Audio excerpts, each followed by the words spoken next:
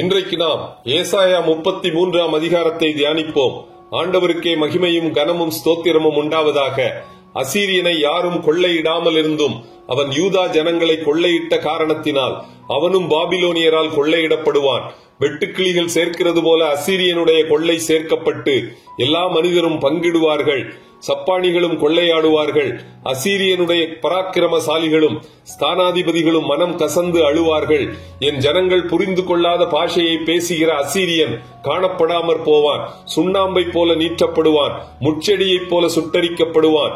அசீரிய ராஜாவாகிய சனகரிப் எங்கே? எருசலேமை கைப்பற்ற நினைத்த உன் கணக்கன் எங்கே? தண்டல்காரன் எங்கே? கோபுரங்களை எண்ணினவன் எங்கே?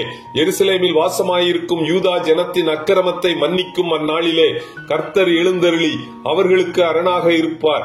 அவர் சீயோனை நியாயத்தினாலும் நீதியினாலும் நிரப்புவார். மறுபடியும் சீயோனில் பண்டிகைகள் ஆசரிக்கப்படும் நாட்கள் வரும். எருசலேம் அமெரிக்கையான தாபரமாகவும் பெயர்க்கப்படாத கூடாரமாகவும் மாறும். அதன் முளைகள் பிடுங்கப்படுவதும் இல்லை, அதன் கயிறுகள் அருந்து போவதும் இல்லை. கர்த்தர் எருசலேமுக்கு ஆதரவாக மகா விசாலமான நதிகளும் ஆறுகளும் உள்ள ஸ்தலம் போல் இருப்பார். வலிக்கிற படகு அங்கே ஓடுவதும் இல்லை, பெரிய கப்பல் அங்கே கடந்து வருவதும் இல்லை. இத்துடன் ஏசாயா 33 அதிகாரம் முடிவடைகிறது. கர்த்தர் தாமே நம் எல்லோரையும் ஆசீர்வதிப்பாராக. ஆமென்.